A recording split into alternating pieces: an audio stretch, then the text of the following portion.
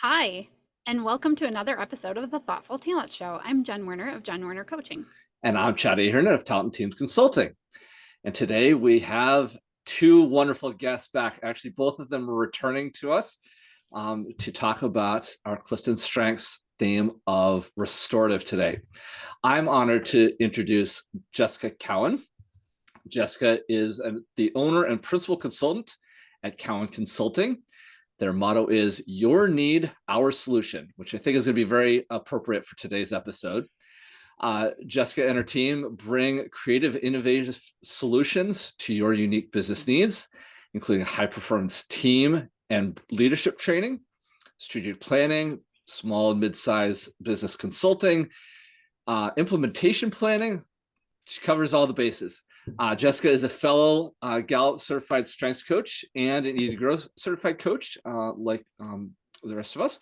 Jessica is also an adjunct professor at Rhodes College, where she teaches intro to computer programming, and also has an extensive background in nonprofits. Jessica is a returning guest, so those of you that saw our connectedness episode, that right? Yeah. Okay. I want to make sure I got my notes right on that one. We'll recognize her coming back to the show. So welcome back, Jessica. Thank you so much for joining us. Thanks for having me. Awesome. Yes, welcome back, Jessica. And it's my honor to introduce and welcome back Kevin Fallon. You may recognize him from our individualization episode. Kevin and I went through certification at Gallup years ago. So he is also a Gallup certified coach. His career has focused on HR, talent acquisition, talent development, career coaching and consulting, and more recently in the insurance and financial services. He's often referred to as a high energy ideas guy. I love that. Who can also get it done. Being dynamic, agile, and a creative problem solver, we're hearing it already, the cues to today, with the ability to simultaneously think strategically and execute tactically. He says, and I love this, is like his motto, life is short, so work smart and have fun along the way. Welcome back to the show, Kevin. Thank you. Thank you. So before we dive in, and I have Chad read for us the Gallup description, I wanted to just bring it out. Where does restorative sit for everyone? Kevin, for you? Number one. It is number one. Awesome. Number one. And Jessica, for you?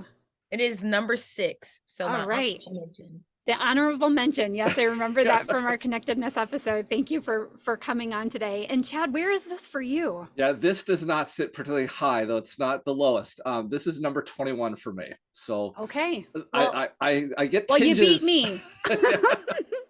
I'm at 25. So right. So we have the experts here to talk to us today. So before we dive into how this works for them, Chad, can you share with us Gallup's short description? Yeah, so to ground us all, it's always great to start with the short description. So Gallup defines it as follows. People exceptionally talented in the restorative theme are adept at dealing with problems. They're good at figuring out what is wrong and then resolving it. So we've already started to hear tinges of that. I love that Jen brought it out in Kevin's intro. Jessica, I love your need, your solution. Really, ties nicely with the talent theme that we're going to talk about today. And so I think that leads us right into our first question, which is, we know that traditionally we don't talk about talent themes as just themselves in silos, and we'll talk about sort of the theme dynamics later, but I am kind of curious how this theme shows up for you personally. What sort of activities or behaviors do you tend to associate closest with your restorative? Jessica, I'm wondering if you could start us off, and Kevin, I definitely want you to engage in this conversation, and I know you have plenty to share from our past show on individualization. That your restorative is also a big part of how you look at life. So Jessica, why don't you start us off? What does this look like for you? Yeah, so for me, restorative, it really, it shows up everywhere in the sense that like I absolutely love solving problems.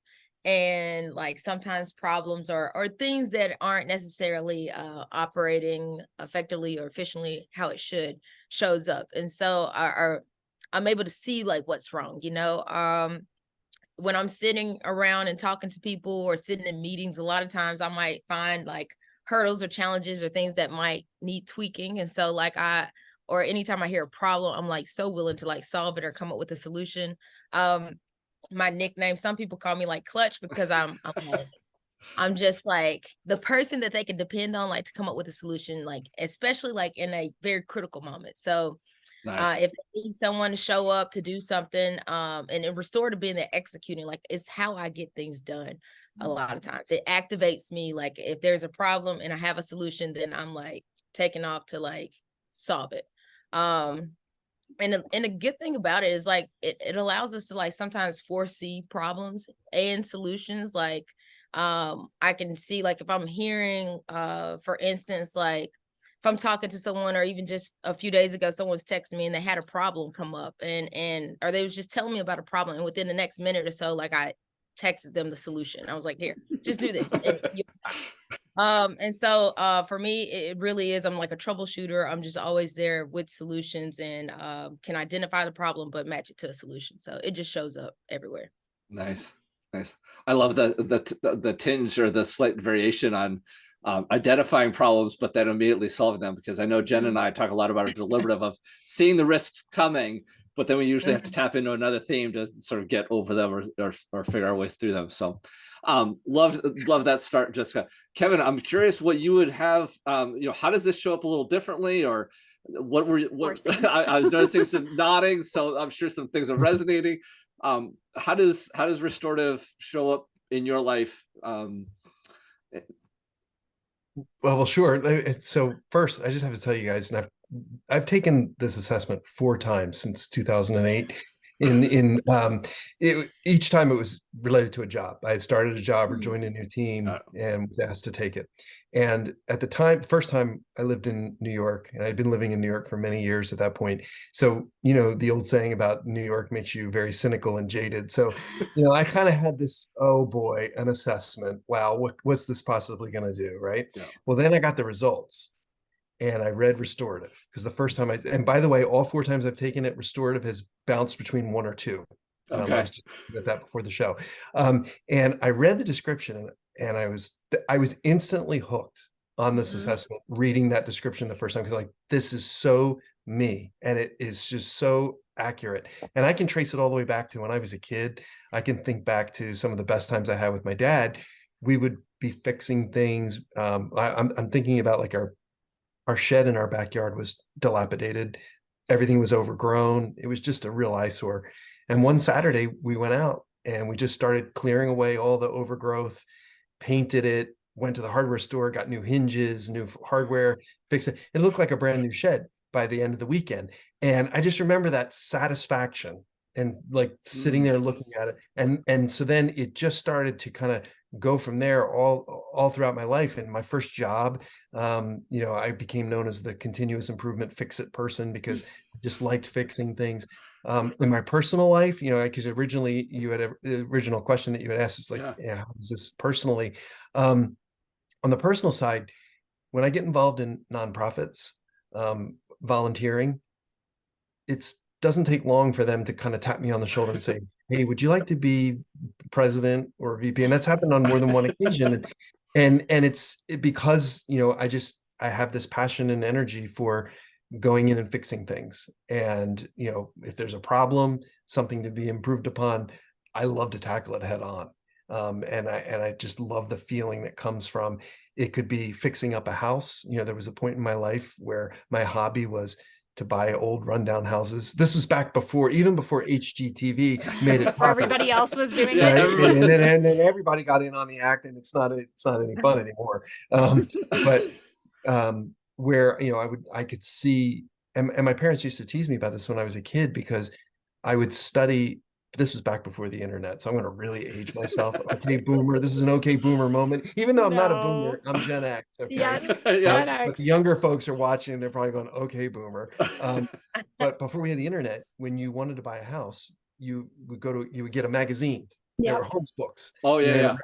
So you'd go to your favorite pizza place and be waiting for your pizza. You'd pick up the Holmes book and you'd flip through it. Well, every time we would go to a restaurant, I'd grab that thing, I'd study it, and I'd study these houses. And my parents said, what are you doing? And I'm like, while I'm coming up with ideas for how to fix it up or how to change it. Nice. The worst thing that ever happened in my free time was when realtor.com came along, and then you Oh, started getting 50 pictures of a house instead of just that one in the magazine, because Yeah. then you could look at the rooms and you could really plan out how you would renovate it. But oh wow. Nice. That's Nice. so great. That's awesome. I would add memory to my computers as a kid because I needed more memory space to play the games that I wanted to play. So the computer, and I would Oh always my goodness. update and fix my old PC, Yeah. Yeah, so fixing things as a kid, that's so interesting. Yeah. Yeah. And Nick, I wanted to tap into something you said, Kevin. Like you sound like this like actually energizes you, like to see the problems and to think of the ideas and the ways that it can be fixed. Is that true? absolutely, positively. And in fact, there's times where it can almost become a little bit of a distraction. And a story I would tell you is one time at work, I was asked to do an assignment and to deliver a report. And while trying to build and compile the report, I was finding all of these broken process issues and problems. And I wanted to fix them as I was going along. And my leadership kept reminding me, we just need the final report by this date. Don't worry about those other things right now. We'll take care of those when the time comes. But right now, focus on getting us the data on time.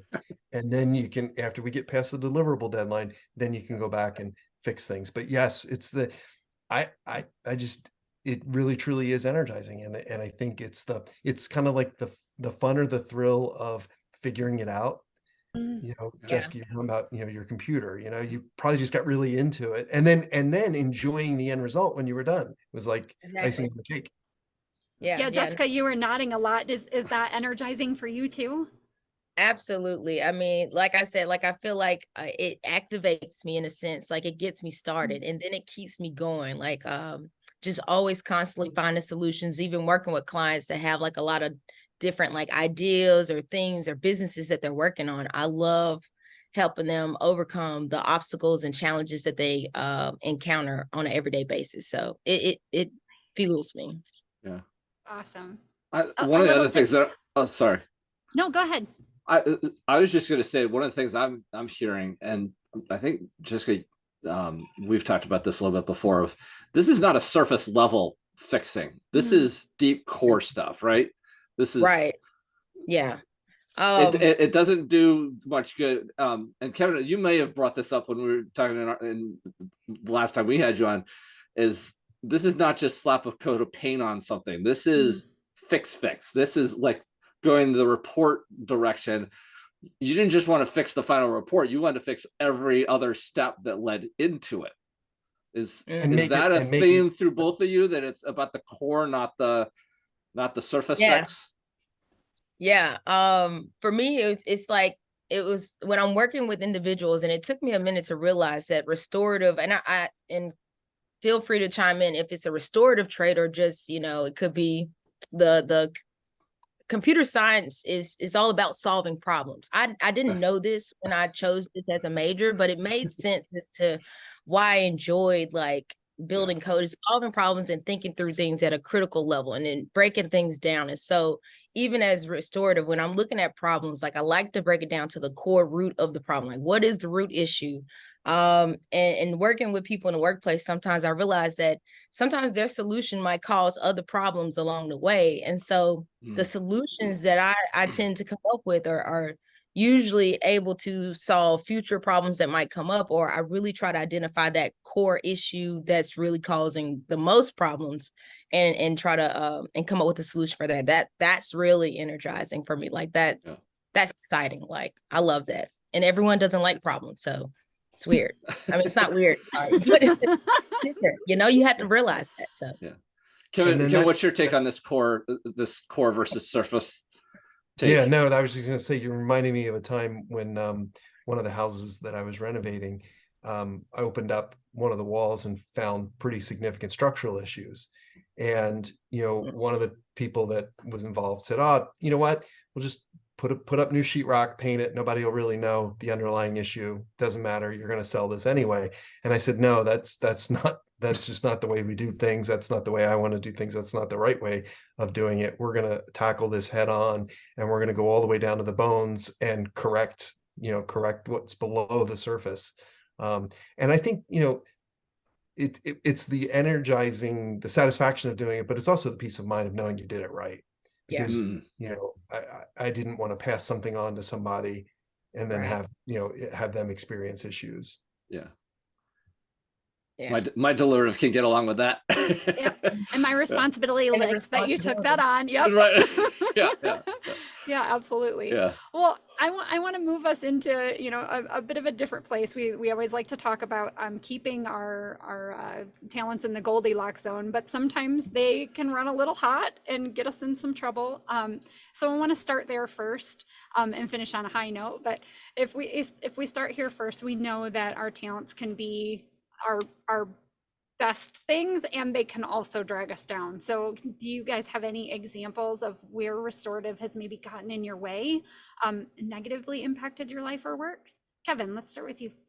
Sure. Yeah, absolutely. I mean, where I could, there's times where I wish I could not see certain problems or certain things. When I was involved in my neighborhood, in the community, I would come home from work and I would pull in through the entrance and I would see what was wrong with the entrance gates. And I would go to meetings and talk about it, and it wasn't getting anywhere. So finally I just got out and I did it. And I just spent a couple of weekends fixing it. And some people were like, wow, we had no idea. And there's some people who still to this day have no idea what we did or why we did it or why it was important and why it mattered. So there's times where I wish I could not see certain things and not let those things bother me to the point where, I'll pull an all-nighter fixing things I really didn't need to fix just because I just had to fix it. And once my mind was made up and I was on a mission, it had to be done.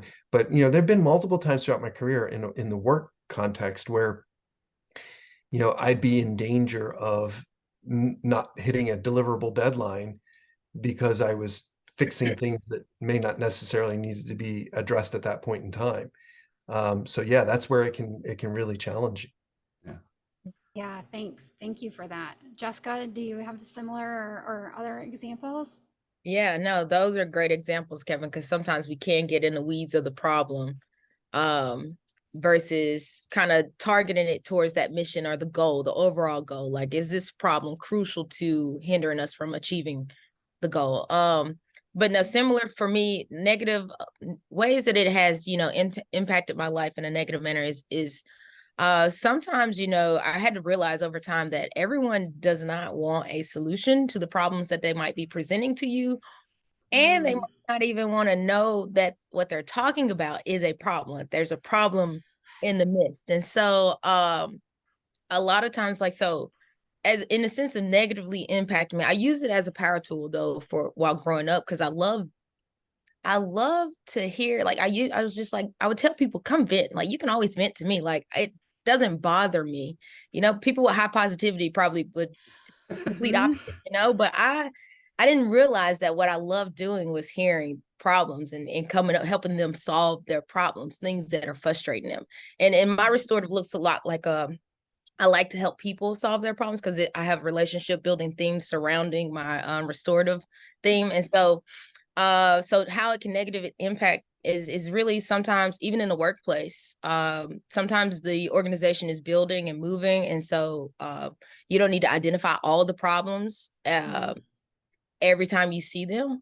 There's a time and a place, and even sometimes people that you need to share those things with, and not only identifying the problem, you have to move forward and to start identifying and presenting solutions. And I found that to be more how I've switched it from negatively impacting my life to being like, oh no, you're always like criticizing, always like pointing out things that don't work well, like what works right, and I had to shift and realize that, oh, I do identify the problem a lot, but I don't see it as an issue. So I switched that to okay, what is the solution to these problems? Another way is sometimes I found myself maybe shifting careers too soon, or because I was frustrated with the lack of movement towards a solution. It's like, we know what the solution is, but we might not care about identifying or addressing that problem. And as someone with high restorative, that ruffles it just doesn't sit well with me. I'm always looking to improve or get something back to its original state, or even get it to where it can be with my developer, that kind of leads me there. But I found myself getting frustrated with like lack of movement towards solutions and towards goals. And then that lack of frustration sometimes leads me to become disengaged from the environment, to remove myself completely, or to just not be around as much. And so I found that probably, I think that could negatively impact someone, or even it has had a negative impact on my life. But I've kind of learned from those mistakes and now lean more into the solution piece. Yeah. You make me think about, you're making me think about how, as a coach, one of the things, because when I was getting coached on how to be a better coach, one of the things that I was told was that, like if Jen were to bring me a problem and I was the coach, I would want to launch right into, this is how we're going to solve it. This is how we're going to fix it. This is what we're going to do. Instead of taking Jen along for the problem solving journey to get to the answer. And a perfect illustration of this was one time I was at a conference and they called a person up onto stage who had no idea how to juggle. They said, if you have no idea how to juggle, we want you to come up on stage. So a brave person goes up on the stage, and the facilitator who knew how to juggle was going to teach this person how to juggle without telling them how to juggle. And it was fascinating to me how within just, I think it took about 15 minutes, they had a person juggling without telling them exactly what to do. And it was because they kind of helped this person problem solve it. And, what I was told was, that's what makes a great coach, is when you take your client through the problem solving journey. Don't just hand them a solution. My biggest temptation when I was doing working in college career services with college students, and they'd come in with a messy resume, my biggest temptation was, give me that in electronic format. We'll put it up on the computer. We'll fix it right now. And they would give me a flash drive. We'd plug in their computer, and I'd start fixing up the resume. I would teach them as I was going along. This needs to be here. Here's the reason why. The person has attention span, all that stuff. But, my other coaches were like, well, that's really not the way we do this, because, the old expression, you give a person a fish, they'll eat for a day. You teach a person to fish, they'll eat for a lifetime, kind of thing. Yeah. Kevin, that reminded me of when you said, like, we always kind of sometimes present the solution. For me, that's where I had to find the balance of coaching and consulting, because sometimes, like, I love presenting solutions so much, and sometimes businesses need that solution that, like, I couldn't just do coaching. I had to do the consulting piece too. But there is a balance between, really helping people understand and problem solving and teaching them those skills. That's crucial. One of the things you've shared with us in the past, Jessica, is about that, like the difference between the raw and the mature in restorative. Can you share that with our audience too? Yeah, I believe it's around like being more problem driven versus solutions driven. Is that what? Yeah. That's what I couldn't remember exactly how you said it before, but you said so well. I wanted to make sure that we said that, because that's what I've noticed in those who have high restorative, is that they are able to see the problems. Typically, they also know exactly what to do to fix it, which I didn't realize. And sometimes they were getting shut down because they're always, bringing up, like, this is what I see, this is what's wrong. And they were getting shut down before they could even offer the solution, because everyone's, like you said, with positivity, I don't want to hear any more of it. Like, don't tell me about the problems, right? Right. And you know what helped me? I was in grad school, and one of my friends, like, I think I was on one of these rants, going through all the problems that I saw, and she was very patient and allowed me to rant away. And then she asked this one powerful question that I'll never forget. And she was like, so what did you learn from this? Or, so what's the solution? Just asking those questions can really turn a switch in our brains to be like, okay, so let me now stop talking about the problem and now get to the end and present the solution. Like, what is the end result? Like, because we have ideas about all this stuff. There's a calmness that comes with dealing with problems for me. Awesome. Well, you guys are launching perfectly into where I wanted to go next, which is, like, where do you see this, and how has this, like, really helped or benefited your life, your work, whether that be, personal life and work. Any ways you feel like this has really launched you or been able to launch the success of your business. I mean, we both have already kind of touched on that. Kevin, can we start with you this time too? Yeah, sure. Absolutely. I can point to 3 jobs that I've had in my career where a recruiter approached me and said, "Hey, we've heard about the work that you've done and how you've transformed in your current gig. We'd like to talk to you about an opportunity with us." So like a colleague, one time it was a colleague that I had worked with had left and gone to a new company and had talked me up at the new company and said, if you want somebody who can fix this, this is the person you need to contact. And so they did. And then it led to the three kind of highlights of my career, three of the brightest spots were those three, where it was the restorative theme that had kind of caused them to reach out to me and invite me onto their team and give me the opportunity to take on the endeavor. And then really leveraging the restorative in those roles to achieve objectives and get the job done. So yeah, it's definitely been, I would say it's probably the core theme to my career. Oh, That's that's awesome. so What a interesting to hear. celebration. Yeah, well, I was gonna say, what an interesting take on sort of career transitions and sort of your, I don't know, the word trademark is coming to mind. The sort of the thing you're known for is, so often in business, particularly in business, we're always hearing about sort of the newest and greatest thing. And this innovative leader can bring brand new approaches. And yet here we're hearing a wonderful application of a set of talents that are a lot about sort of fixing the processes. And I just really appreciate you highlighting that, Kevin, because I think some people that, I think it's syncing a little bit with my deliberative and the responsibility of often I was the one that pointing out the risks or pointing out the problems that were forthcoming that didn't always get the attention they deserved. And yet here you are making a career out of, you are the fix it guy, and I think that's just fantastic. So really appreciate you highlighting it, because I think that there are some people, Jess has brought it up, but you've brought it up. You can be very problem focused, but yet there is a massive benefit to that in the long run. Right. So I think that'll be comforting to some of our listeners that are like, well, I'm always talking about the problems and nobody seems to see the benefit. Here, you've made the entire benefit of your career out of it. So sorry, I didn't mean to cut Jess off. I thought that was fantastic. And I've been working with some people with restorative that are really maybe struggling to see, what is the true benefit? How does this get recognized? And here you are, being recognized 3 times over for it. So yeah, and what a celebration to be able to be like noticed and recommended because of this ability. I think that's amazing. Thank you. Yeah. Jessica, how about for you?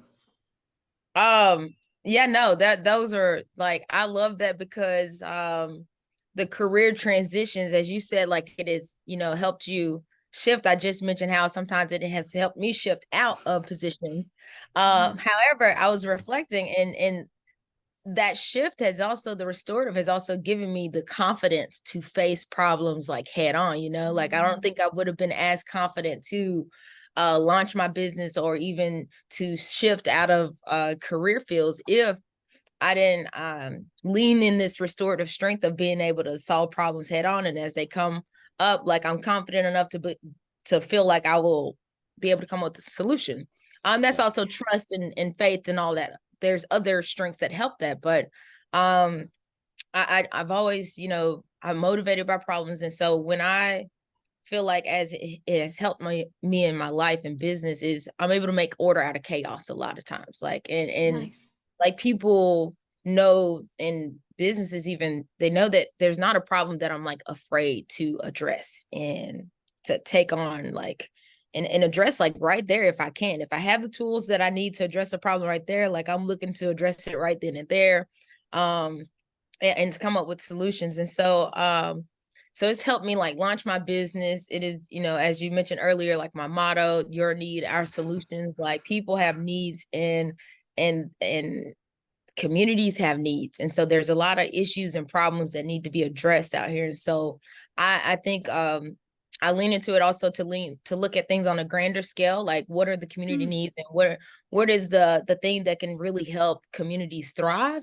And it started off being like, we need more nonprofits, we need stuff for the youth, and then it turned into we need foundations because we need places to pour this money into. And so I've been really adamant in helping get a foundation started in our community, because I'm like, I just kept going to different like problems. Like, this is a problem. This is needed. Like, this is needed. But in order to supply this, we need this. And so it just kept, going on a larger scale. And so I've been really involved in helping get some things going in the community to help address the problems in the long run. And so it just helps me get things going and started. And so I think that has come into play a lot of ways, and people know that they can depend on me to come up with solutions and identify the problems. Like, if you want to know, I tell places now, if they hire me, like, I'm like, don't ask me what the problem is unless you want to know all the problems, because and if you're really ready to move towards a solution, then we can talk. But otherwise, if you're not solution oriented, or you're not ready to address the solution, you'll just kind of, cause some friction or something. Well, and I love hearing all the energy too. It's back to that echoing of what Kevin said. Like, this actually energizes you guys. It gets you started, and it like excites you to see the problems and then know that you could tackle them. So Yeah. And then to Jessica's earlier point about, because I can so relate to this one, where, if you're not seeing enough progress and in towards improvement and fixing things, then you tend to just, reach a point where, like, I'm frustrated, I'm out of here. I've confronted that too in my career, where I just didn't feel like, leadership was listening or cared or had any interest in, continuing to grow and evolve and develop and, be the best that we could possibly be. And so I just said, well, then it's time for me to go find the next gig, because this isn't. And then, Jessica, I was also, when I hear you talk about, your different experiences and talk about clients, I've had times where I've exited relationships with clients because it was clear to me that they were not interested in problem solving. And it was just, to me, it just felt like wheels stuck in the mud. Yeah. And just rehash. And, sure. I mean, I could have been, slightly unethical and just kept the money coming and just said, let's talk. Right. But it just wasn't the best use of everybody's time, Does the Einstein quote come to mind when you think of cycles or doing something over and over? Like, a definition of insanity is maybe that quote comes look at Cowan's face. I would say that's a big fat yes. Okay, yeah. So just wondering, I won't quote the quote because sometimes I just not to offend anyone, but it's that quote comes to mind anytime I find myself. I'm like, I don't want to be. This is not for me. Let me continue on. So yeah. Well, and I could say from my place of responsibility and belief, I have that similar struggle as a coach, because I want to see them do better. Like, if you're coming to me, we're trying to work on something, we're trying to get you to where you want to be. But if you're not looking like you're trying to move, sorry, that activator is like, peace out. I do it much better than that. But there is a time that's like, you have to put in the work, you have to take on the responsibility for your own life, because I can't take you there. And I'm sure you guys both deal with that with the restorative high. If you can't solve the problems for them, I don't know how we move forward. Yeah. Kevin, that made me think of something else that you said when you mentioned, like, it sounds a lot like maximizer, like when it was constantly seeking to improve or even developer. But I had heard someone say, like, maximizer, they want to only work with things that work well, or, that's already working well. Where it's restorative, we want to identify what's causing the issue and what's stopping us and fix that. And so it sounds like, but then they were like, those are the two, like, they're completely different themes, in a sense that one likes to work with something that's already working well, and we like to go identify the thing that's broken and fix it. The shed in the backyard. Right. Cool. Chad, do you remember when we were on our maximizer episode? Because maximizer is I don't even know where it is for me. I know it's somewhere close, but it was one of those ones where I kept going to the fix. Like, they're trying to fix it, and they're like, no, we're trying to make it better, not fix it. It's not broken. We're making it better. And I'm like, I can see where my lens is tinted there. It's I've always seen those two on sort of a spectrum. The restorative, kind of gets it halfway down the line, and then the maximizers want to start picking it up. But maximizers don't want to start at Polish. the end, and restoratives don't typically, like, once it's in working order. Yeah. I mean, granted, I'm sure you could continue to find, smaller and smaller problems, and that is probably some of that spinning wheel of oh, well, we could spend just a little bit more time, keep fixing. At least that's the thread I'm hearing. But maximizers have much more of an eye toward that, better to superb part of the spectrum. So the polish. Yes. So since we're already starting to talk about other themes, I want to kind of move us to the next question, which now we've started to get a good sense of what this theme kind of looks like on its own. We know as coaches that our themes don't operate in silo, and those that we often coach, we're starting to try and help them understand, all right, what other themes are coming to play. I'm curious if there are particular themes that you have found to be super beneficial for yourselves that have kind of accelerated the success of restorative. So, is there something that you loop in with restorative on a regular basis? You're like, yeah, this just accelerates the success or the impact that it makes. And Jess, if you want to start us off, and Kevin, I definitely want to come back to you and hear what themes you have to play into this. Yeah.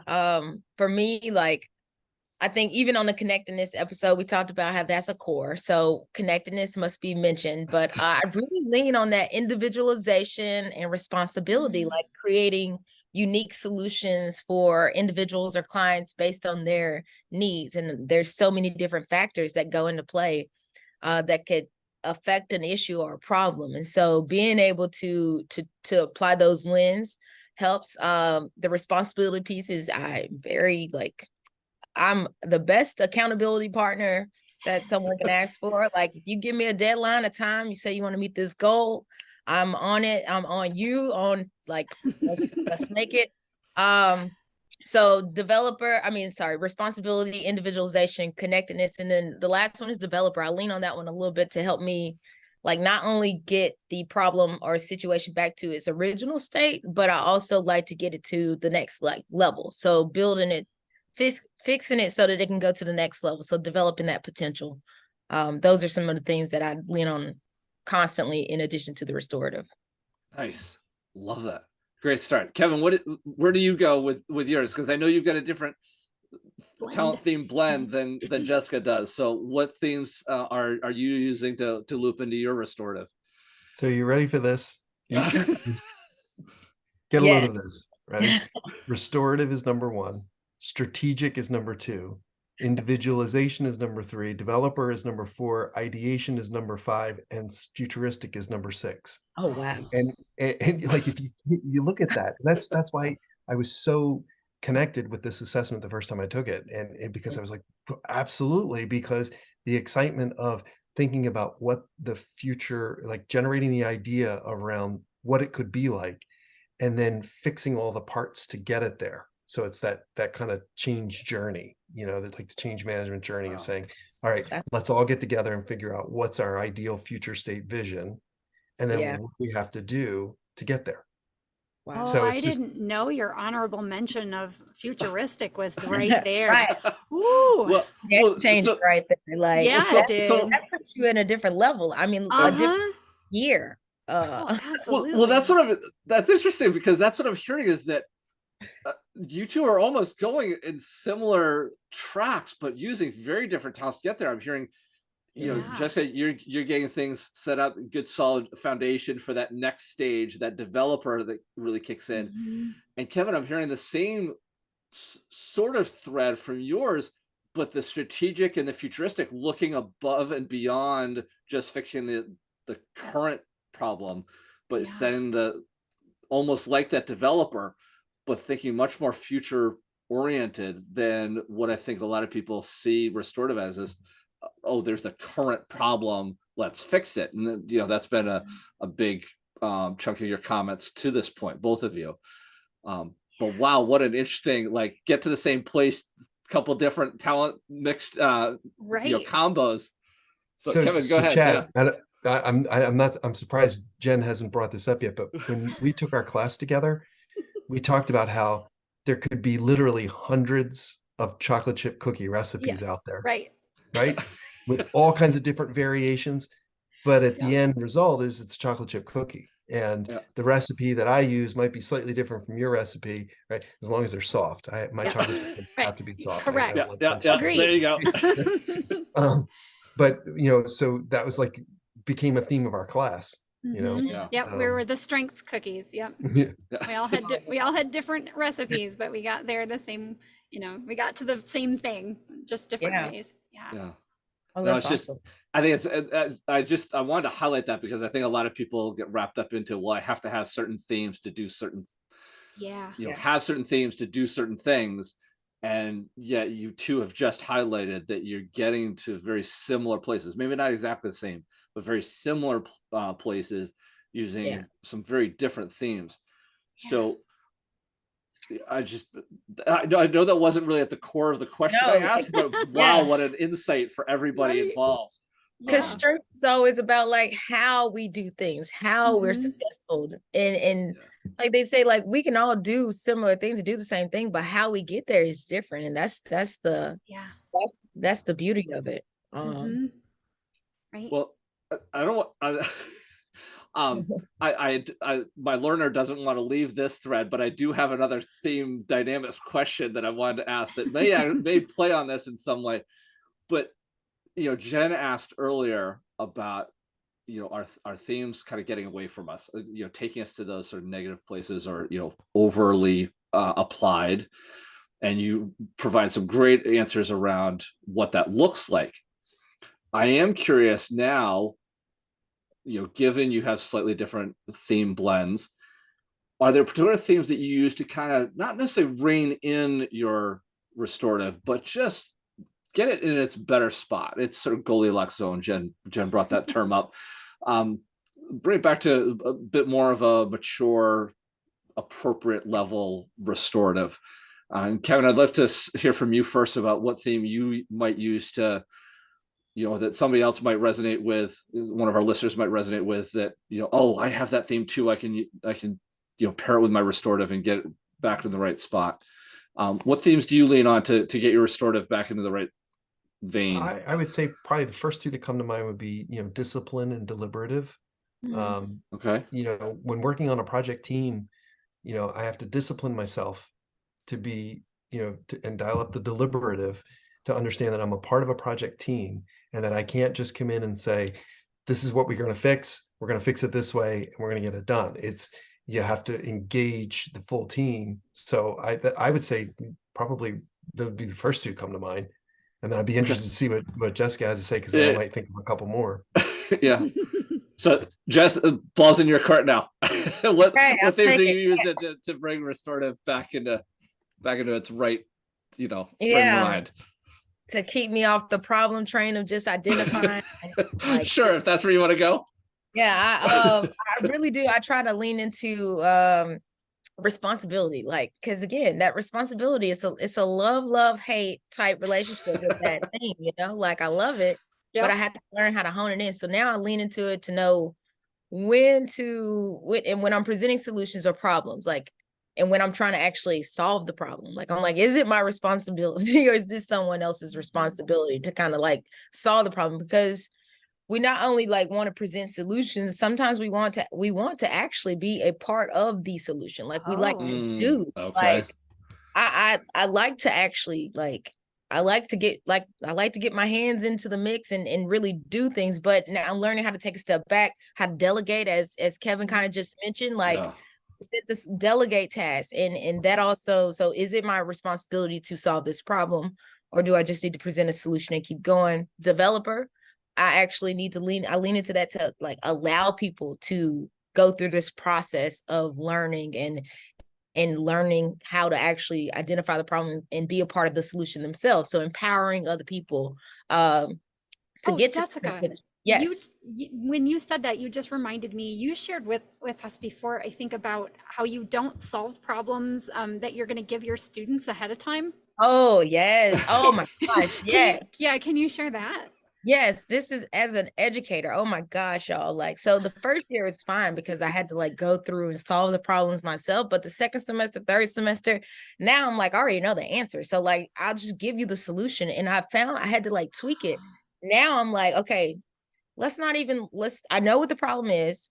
Don't remind yourself of the solution before class, because I'm tempted to just give them the solution or get Oh. there sooner than actually allowing them to go through this process of figuring it out. Like, there's so much power in, like you said, teaching them how to fish is better than just giving them the fish. I feel like they've been given fishes their whole lives and no one even knows what a fishing pole is these days. So Right. like maybe literally they might not know what a fishing pole is. Like, so now I have to go through this process of like, I'm like, okay, y'all, I might seem like I don't know the answer, but the thing is, if I know the answer, I'll give it to you. So I want you to see how I'm going to work through this, or I want you to figure it out too. Like, this is a process. It's that problem solving, critical thinking skills that they need to get out of my class. And so I love doing that. Like, I love just like helping them solve it themselves. That brought me out. And then the other thing that keeps me out of rabbit hole is the connectedness. So connectedness, identifying and connecting the problem or the solution to a goal, like to the mission. If it's not connected to the goal or mission, then maybe I don't, or if it's not even hindering the goal or mission, then maybe I don't need to identify or even like, talk about this problem or issue. Like, I don't need to give it as much power as it could have, or energy as it could have. So yeah, those are the things that come to mind.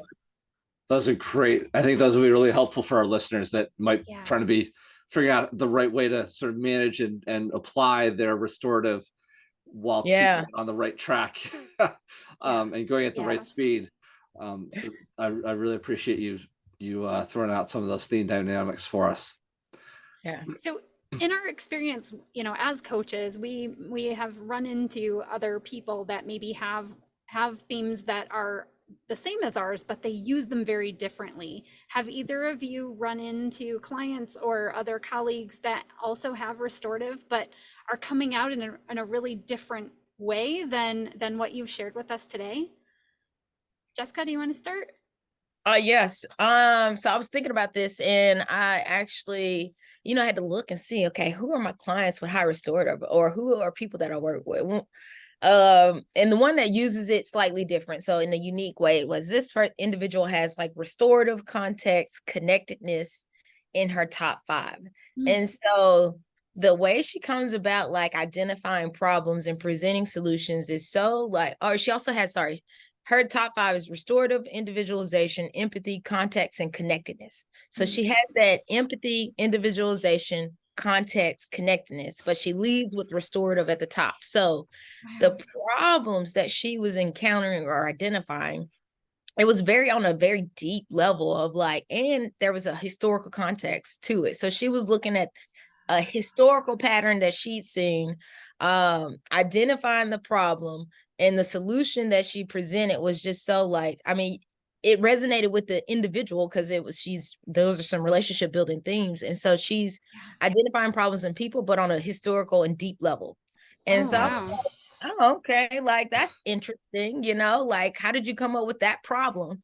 And when she told me, I was like, wow, okay.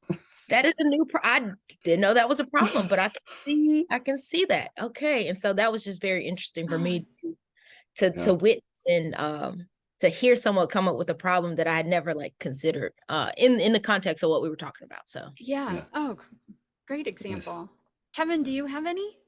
Do absolutely. I worked one time. One of the things I love about this assessment, when you take it, when you join a team or you have a fairly new team that comes together, it gives you such insights into each other. And then it just things just make sense, because if you do it and then you start working with the person. And one time I was working with, so I've reported to somebody who had restorative top 5, but also was very analytical, intellectual, and had to gather the inputs, and so she was all about data.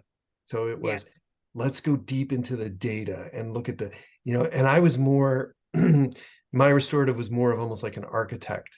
I wanted to design, I wanted to think creatively outside the box, and create visions. And she was about the data. What's the data telling us? What's the data going to lead us to?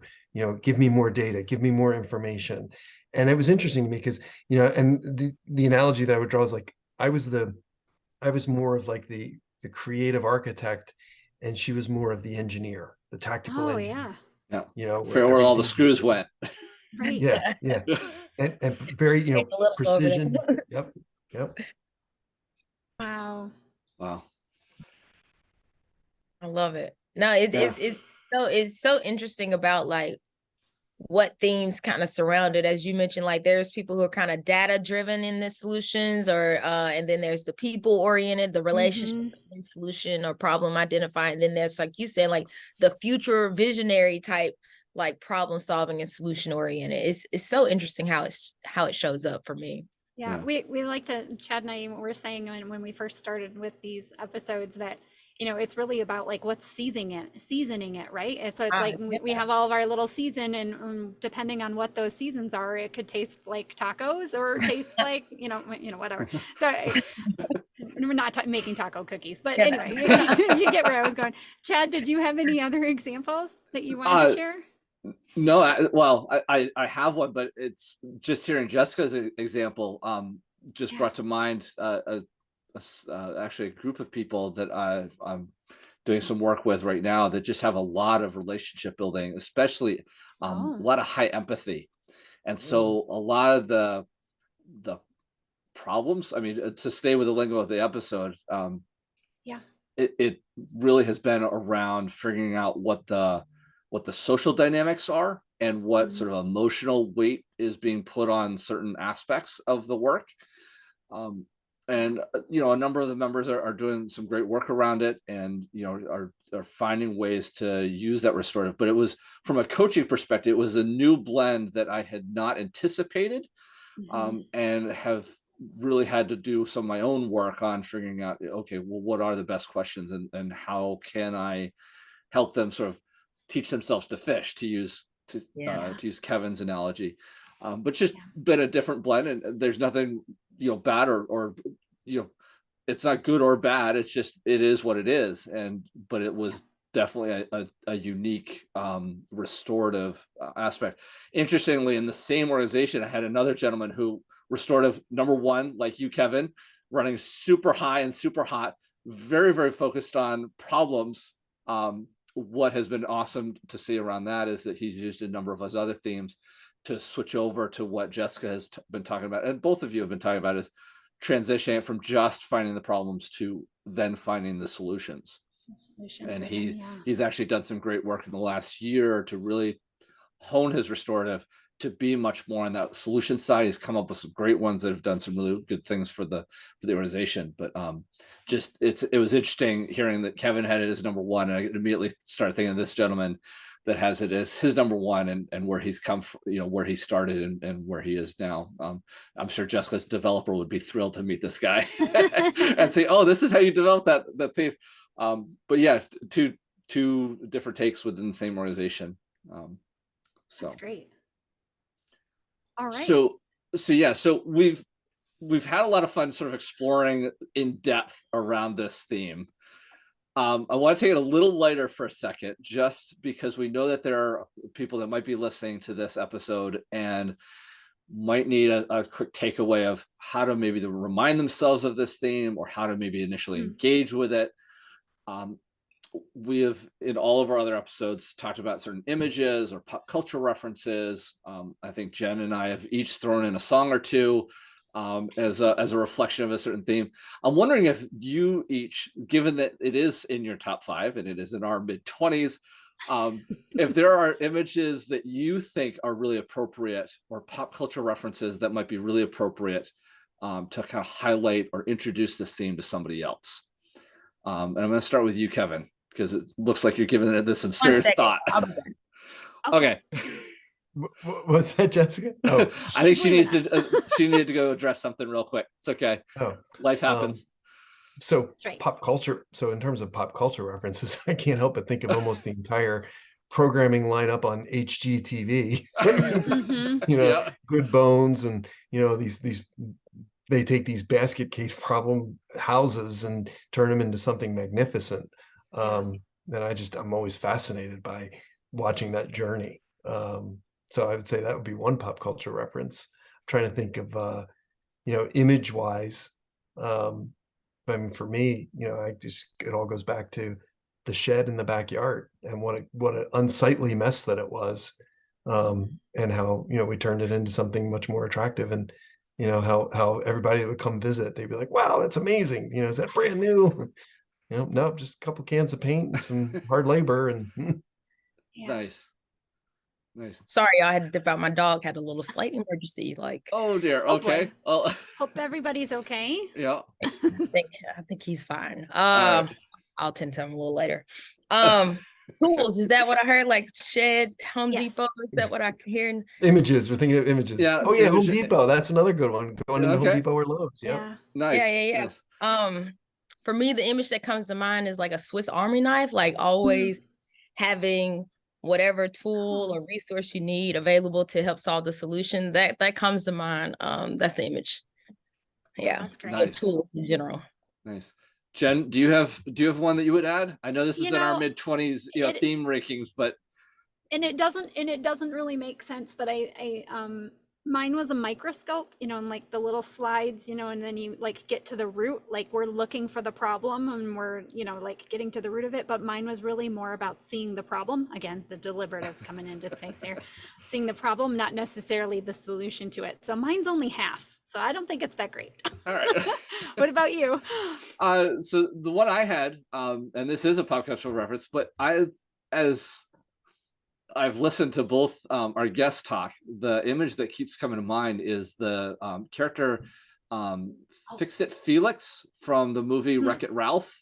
And he had that golden hammer. It does have a connotation around the tools, but he had this golden hammer and he would hit the building that Wreck-It Ralph had just wrecked, and it would immediately come back. It was basically restored or reboot. And so that was one. It's a great one. And then the other one, it kind of builds off of something, Kevin, you were just saying about like the HDTV imagery is so many of those shows have like the before and after photo, right? The absolute train wreck of a house that has been lived in 10 years. It's got trees growing up through it.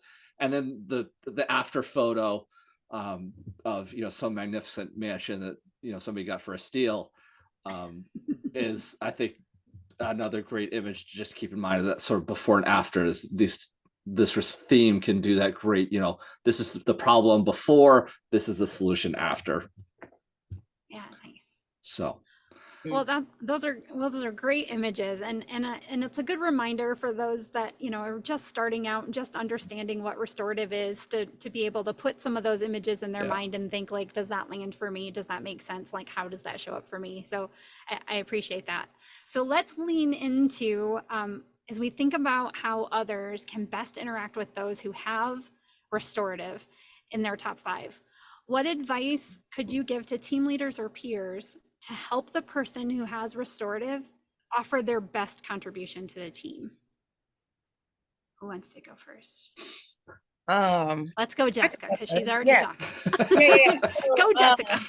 I got you. I'd say really lean into the fact that they're energized by problems, so give them problems, give them things that are, if there's something keeping you up at night and or, or even at work, something that's keeping a constant challenge or hurdle or obstacle, talk to that person about it. And when working in teams, like I found myself most beneficial when I had the flexibility to kind of like move around and get to know like what are different individuals doing and what's keeping them from being successful. And so I'd say like fuel their creativity with that, allowing them to see different challenges and obstacles that might be a group or a team might be experiencing, can fuel the creativity for solving a solution. So like my solution is more beneficial if it can not only help solve your issue, Chad, and Jen's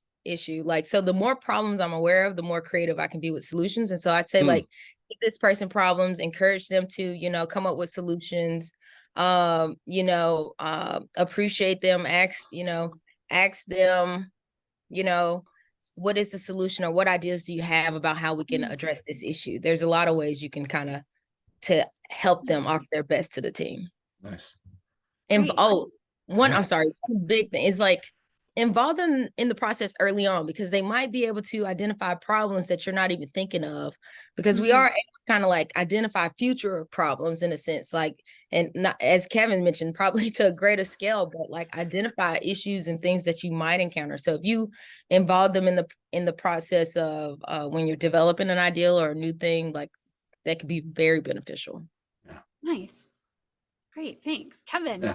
Yeah. Restorative has probably been one of my favorite strengths themes to leverage in leading teams through change or turnaround. One of the opportunities I had was a turnaround situation, and I went in and morale was abysmal, and it was problems everywhere, and no one even knew where to begin. There was no energy. It was just like, we're just lost. We're spinning here. And so what I would say is there was this one little exercise that we did, and it quickly gave them self-confidence that, hey, we're going to fix this. Like, this is actually going to happen. We're actually going to be able to do this. And so I would say, to add on to what Jessica said, in using it to instill the confidence of those around you and the teams or the individual that you're coaching, to show them that it can be done, and it will be done. And it's not such a daunting task after all, if you just break it down into its parts and systematically go and fix it. Yeah. What I'm hearing is that level of hope you are giving to the team, that this problem can be fixed. It's not, broken forever. And what a great way to motivate others and to share yours. So that's a great answer. Kevin, I'd be interested in sort of expansion of your answer. So for leaders that you have worked for, that might not have restorative, I'm loving what you're saying about how you have brought your restorative. I'm curious, has there been anything that the leaders you've reported to, or maybe even the peers around you, have done to help bring that restorative out, so that it wasn't, say, maybe hiding in the background, that they're like, hey, I don't think Kevin's has ever hidden. I don't think so either. But I'm curious, like, has there been anything that has, that they have done for you that has better facilitated your ability to apply your restorative, or brought it out, or brought it to the attention of others? I guess I'm just trying to think of like other team leaders that might have somebody like you on their team, but they're figuring out how to bring that out, or get that contribution on the table. What can they do to facilitate that? You have to, I'm thinking back to one of the best change management journeys that I ever went on. I reported to somebody who was very clear about expectations, under no uncertain terms, said, we have to do this. These are the three main areas, and they have to be done within 12 months. What tools do you need? What support do you need? And just tell me what it is I can do to support you. And so then I've then kind of used that person as a role model in some of my situations after that, where, in helping other people, I just say, listen, you got to tell me what your obstacles are and what I can do to kind of clear your path. So I would say that it was those leaders. I've had both very good, very positive, and I've had far from good and far from positive.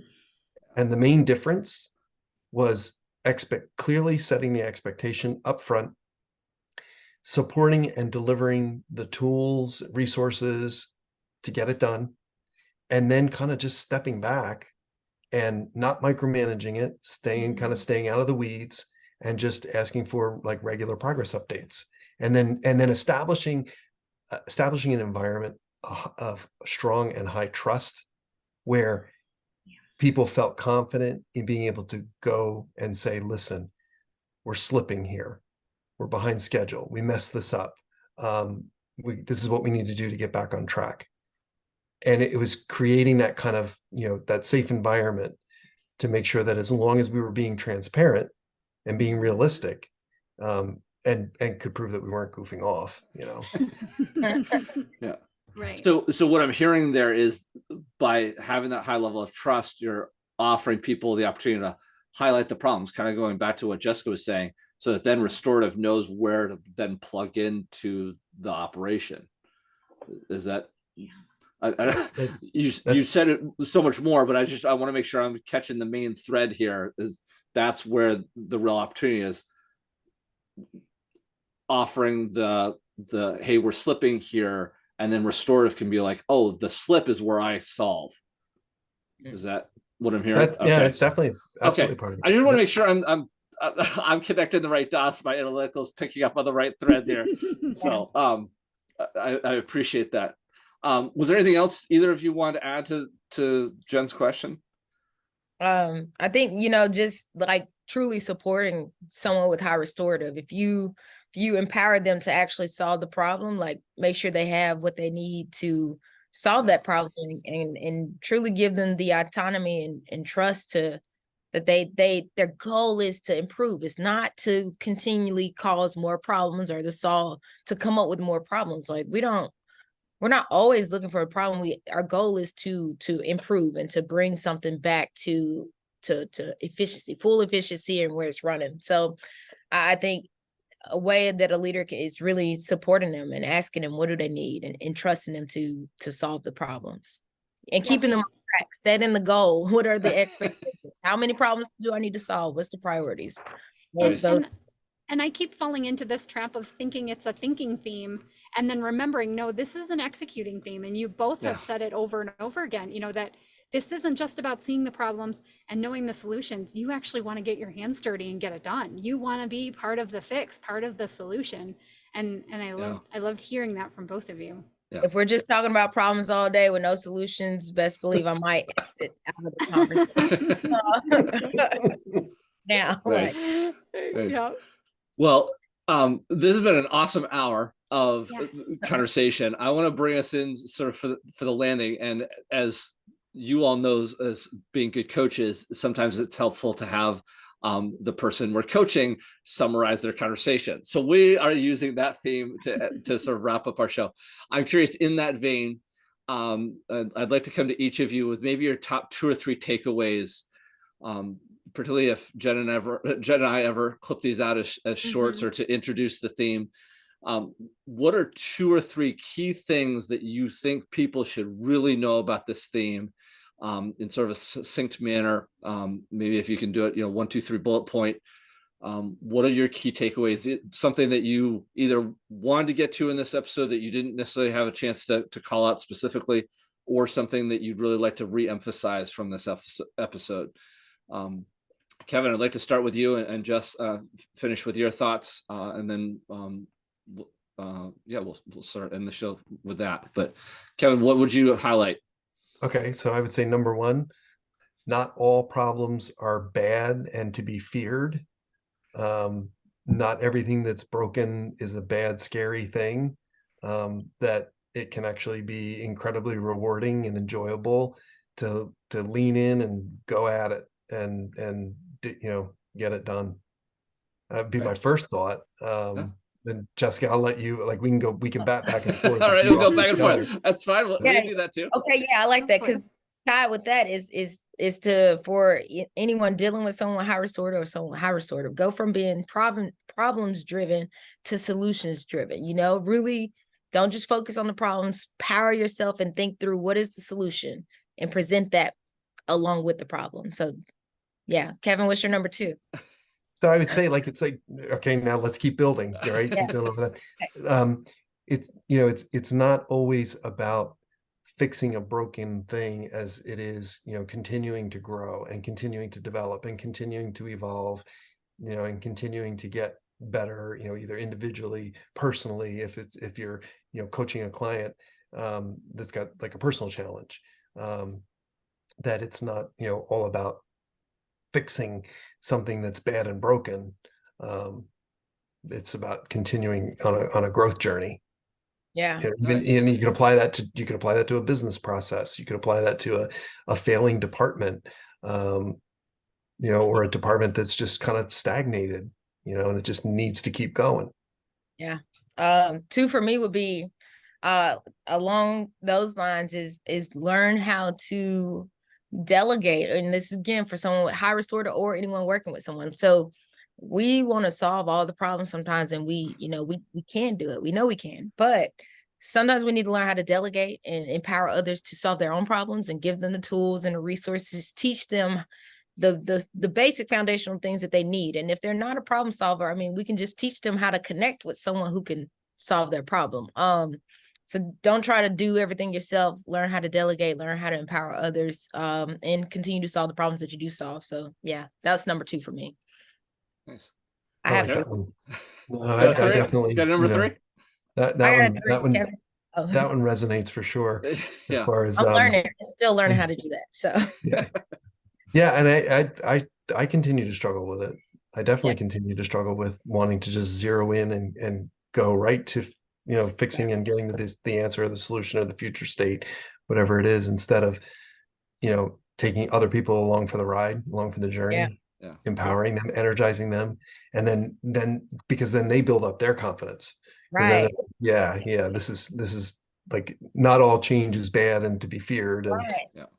And I didn't realize that people aren't so adept to addressing problems. Like people sometimes avoid and run away from problems, like they see a problem, they take a left or a right. I like to face the problem head on. And so that's and it's in number 3 for me is it's energizing. Like it gives me energy to solve and to fix things, because it just gives me energy. So that, I think that's a big one to take away for those dealing with us problem solving lovers. that comment right there makes me, if there's any fans of the band OAR that are going to watch this, go over and under, around and round, and I go through. Nice. There you go. Nice. I was trying to think of a song related. That's a great one. I think of one. That's a good one. Nice. Very good. Nice work, Kevin. So just offered a third one, Kevin. My harmonies is gonna kill me if I don't at least ask if you have a third or not. It's okay if you don't, but no, I thought I delivered 3. Okay, awesome. That was All right. OAR is his number 3. OAR. Go listen to the song. That's You'll understand Restorative. Okay, awesome. I think that's an awesome high note to end on. I really appreciate all the energy and all the insight that you have shared today. This has just been fantastic. As Jen and I highlighted at the beginning, this theme for both of us resides somewhere in our mid-20s. Yes. In terms of our ranked order. This has been very educational. I'm looking forward to taking some of your insights and thinking about some of my coaching clients going forward. So I would just want to say thank you to start.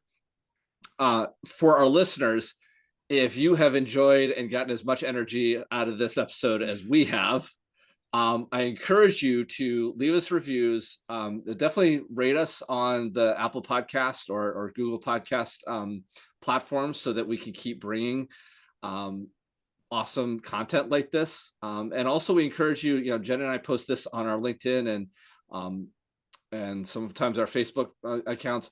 Engage with the conversation. We'd love to hear from you about what else, how else this theme comes out for people. So please feel free to engage with us and our wonderful guests going forward. Yeah, if you want to get in touch with either of our guest coaches today, with Jessica or with Kevin, you're able to get their contact information in the show notes.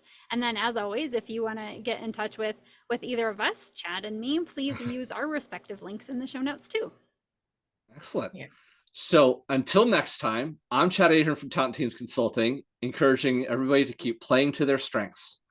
And I'm Jen Werner of Jen Werner Coaching, encouraging you to be uniquely you. Thank you, everybody.